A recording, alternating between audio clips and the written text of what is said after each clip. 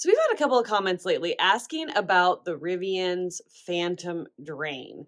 So we're going to explain on this video what phantom drain is, and we're also going to do a test on our Rivian R1T and our R1S overnight and see how much drain is put on the battery.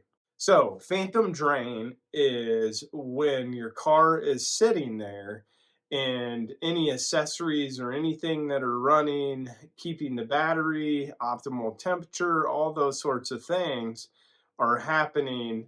That has to draw from somewhere, and that draws from the high voltage battery pack, and then it consumes some energy. And so when it does that, just standing still, then we call that phantom drain. Yeah. So we're going to have it go for about 12 hours and see how much we lose over the course of that time. There is snow in the forecast tonight, so it is a little bit colder. So the R1T will be out kind of in the cold. Our garage isn't heated or anything, but the R1S will be like inside in the enclosed garage. We have the gear guard on and going, so that will be running. But we won't really be checking on it with our apps or anything like that and waking it up, but just to see how much range it loses while it's sitting there. So I don't think it'll be too big of a drain, but people were saying that, especially on these Rivians, it was a really big amount. So we just kind of wanted to see for ourselves over 12 hours. And then you can kind of do the math from there to figure out if you were continually to leave it for longer than that, every 12 hours, it would take down this much energy. So we're going to go get the car set up and let them sit overnight. So this will be a short but sweet video and hopefully give you some information you're looking for.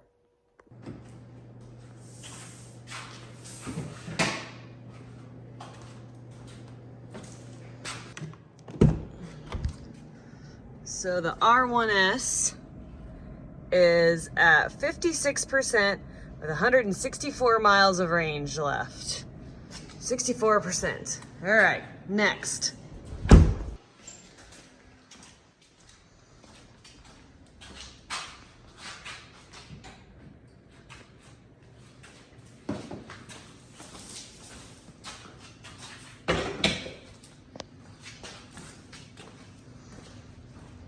gonna do this before you back it out. All right. It is at 27%, 79 miles of range, 27%.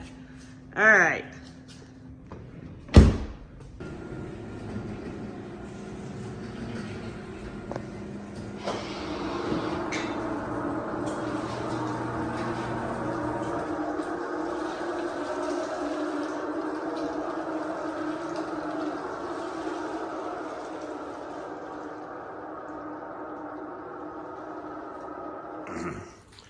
Well, it's been out here for a little over 12 hours, so let's see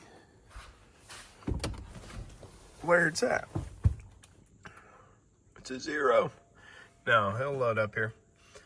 162 miles at 55%. Now let's go see what the R1T has, which was sitting outside.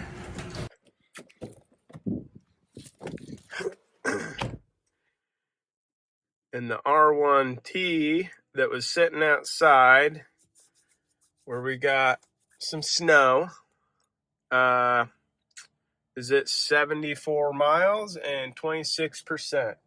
Looks like we didn't have any sort of notifications for Gear Guard Gary, so we didn't actually have any sort of thing with that. So anyway.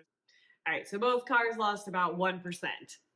Yeah, that's when I lost one, had 5 miles off of it, and the other one was 2. Mm-hmm.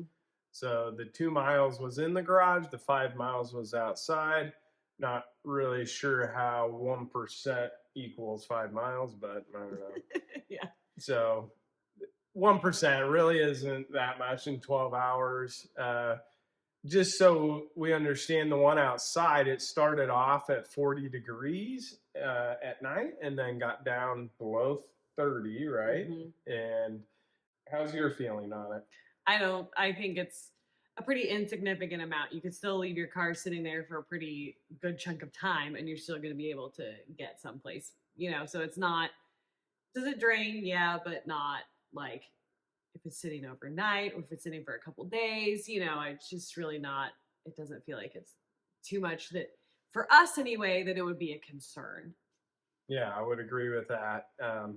Honestly, before we started getting comments about it, wondering if the Rivian had a lot of phantom drain and stuff like that, we didn't really even think too much about it. No. So it was obviously, something that maybe somebody out there has had a lot on, and if they did, maybe they need to figure it out. I know if you're hooked up to to secondary services that are able to contact your car and get data from it, that'll drain the battery more.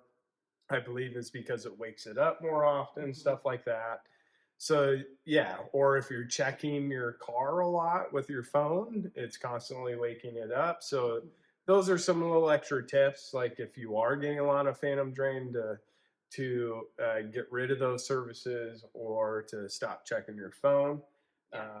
So we didn't check it at all. Yeah. I don't think so.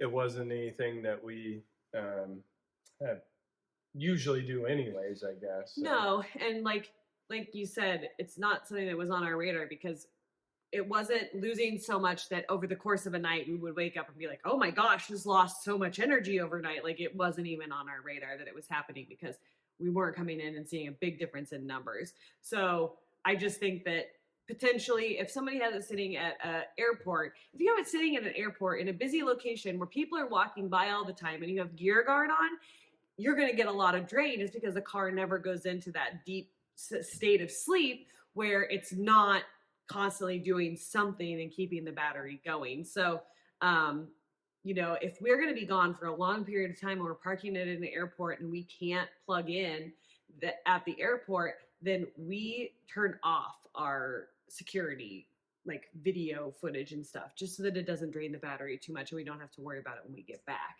But like we said, on the daily, it's not enough to notice it or make a difference in our daily lives. We still leave our cars. We don't plug them in every single night, so. Yeah, we're roughly plugging our vehicles in once a week. So. Yeah. Once, maybe twice if it's a busy week. So, yeah. But hopefully that gives you a little bit of information. If you were, worried about the drain on the Rivian, doesn't seem to be that significant. Maybe to some people that is, but for us, it doesn't affect our daily lives. So it's not a big problem, but be sure to hit that subscribe button. We got a lot more adventures. It's getting warmer. It snowed last night, but the snow's already all gone. So almost time for more adventures. So hit that subscribe button and be sure to follow along. Thanks, guys. See you in the next video.